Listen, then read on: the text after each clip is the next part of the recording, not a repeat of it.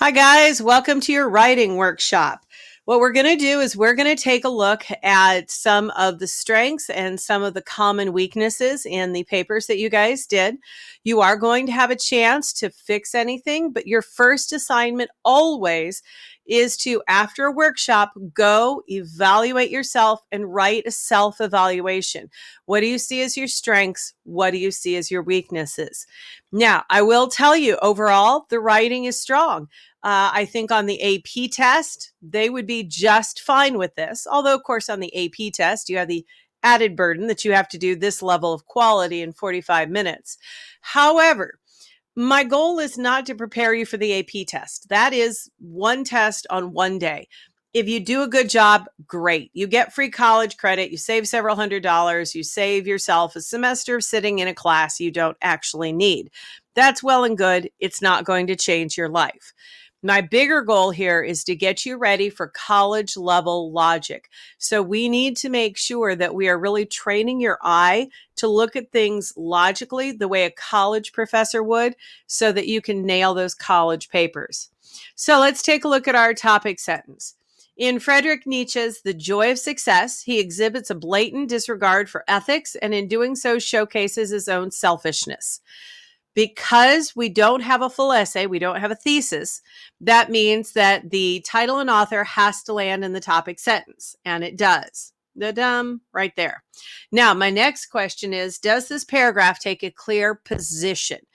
A position should be the student's interpretation that is based on a reasonable and educated understanding of the text.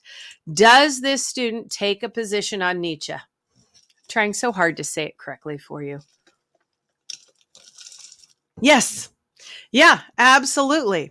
That he has a blatant disregard for ethics and showcases his own selfishness. Now, little bit of, is that two things? Well, when I read the paragraph, I would say no, it really is one thing. So in this case, we have a really strong position, and because that position, because that student really is taking a strong position, there's a lot of good evidence that you can play with to try and prove this. So let's take a look at the next one. In The Joy of Success, Nietzsche presents himself as a selfish person as he perceives selfishness as acceptable and encourages people to not help others in need. What are the three things I need to see in your topic sentence? Okay, so are they all there? Well, I've got the title, I've got the author, and I have a position here, 100%. But there's something here that college professors may get a little picky about, because it's not exactly a position. This is not the student taking a position on the reading, but it's also not accurately interpreting Nietzsche. Do you spot it? Nietzsche presents himself as a selfish person. Now, it's one thing to say that his blatant disregard for ethics showcases his selfishness. This is suggesting that Nietzsche himself is putting his selfishness out as part of his persona. But that's not true. In fact, Nietzsche would say that he is being selfless because he is telling you to take your own urge for compassion and to sit on your frickin' hands before you damage someone else's life. Let them go through their personal hell so that they can find their personal heaven, and that you getting in there and trying to fix things for them, it makes you feel better, but you are in fact hurting the person you're helping. So Nietzsche is never trying to present himself as selfish. So this is, Nietzsche does not present himself as selfish. Now, can you argue as part of your position that Nietzsche's position is selfish? Well, clearly, yes, you can. But you can't say that Nietzsche presents himself. So it's a small difference, but it makes a difference. So you got to pay attention to those little nuances. Okay, this one, a lot shorter. So what are you guys thinking of this one? Okay, I hope you spotted that Really, you have one thing missing, and that is the title. While fascinating, several of Nietzsche's ideas in The Joy of Success. Oh, I can capitalize. Yes, I can. Are provocative. Now, this is a lot shorter than the two we've done so far. And sometimes students get this weird idea, hey, how long or how short it is, that affects equality. It 100% does not, unless it's long because you're repeating yourself, in which case that's bad. But the question is, now that we've fixed it, do you have a title? Yes. Do you have an author? Yes. Do you have a position? Yes. Now, my problem with that position is provocative can be either good or bad. So I'm assuming, based on the fact that fascinating is a positive and that wow is a contrast word, I'm going to assume that this paragraph is going to have something to do with provocative in a negative way. However, I do think that word could have been better chosen or modified, so I had a little bit clearer idea of what I was going into before I started reading the paragraph. So, right now, you take a look at this and tell me, do you have the 3 required pieces?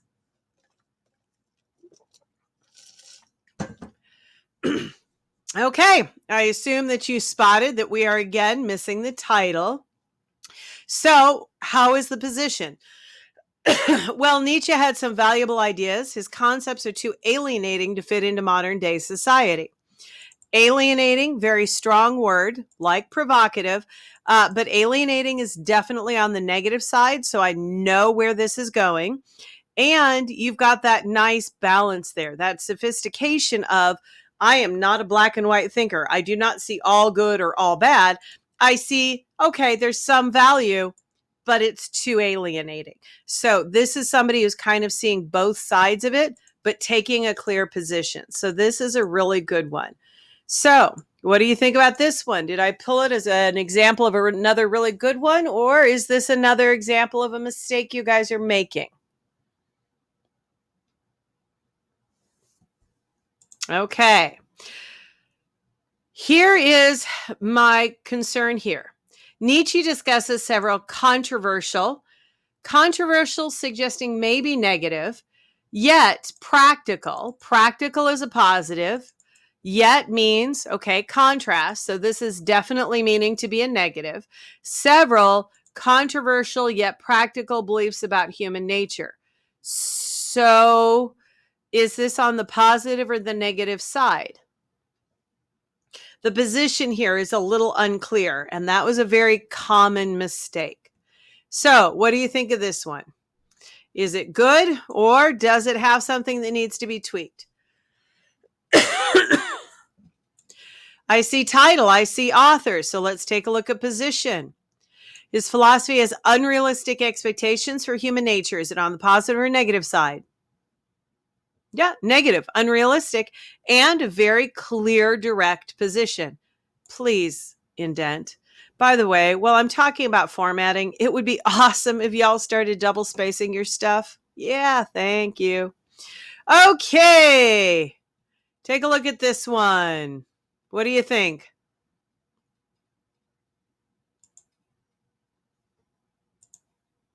Yep, that is another really good one. Belittle tells me I'm on the negative side, but even more important than that, it tells me why you're on the negative side. To belittle someone is to make them smaller. It's to make fun of them, so that his ideas are actually making human beings appear to be less than they are. So that's a very clear position. So what do you think of this one? Oop, let me put the italics back on. Ah.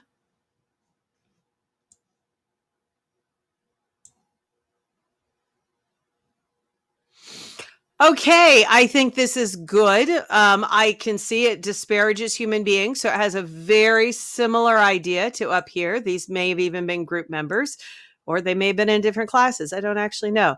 However, this one up here is actually stronger. And when I read it out loud, see if you can figure out why. In The Joyful Wisdom, Nietzsche disparages human beings and the knowledge that they think they have, suggesting that many of their truths are false.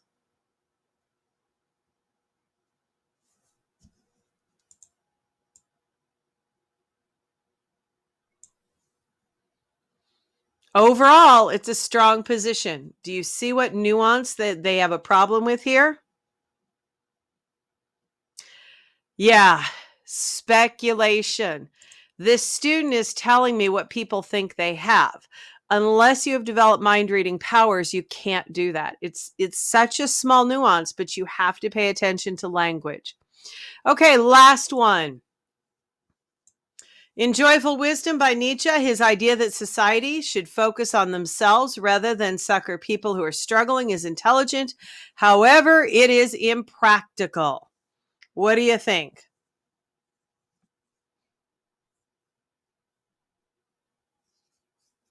Okay, title and author, clear, position. Now, position, I can absolutely see where they're going. They used a conjunctive adverb structure, which tends to put more emphasis on the relationship, the however, and because you're emphasizing that however, it does tend to put more emphasis on this is impractical, which tends to suggest that this is going to be a negative paragraph. However, conjunctive adverbs join two equally important ideas. So this is equally important as this.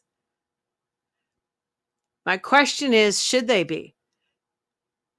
And the answer is no. If this is not an important idea, you should subordinate it. You should use a dependent clause to kind of move that out of the way of the independent clause so that the impracticality takes center stage and it's clear to your reader that that's what it is you're going to focus on. So with topic sentences, it's all about the nuance. Now, on an AP test, would they be that picky with you? Would they look for that much nuance? No, they wouldn't. Not to get like a 4, which is a passing grade and get you free college credit.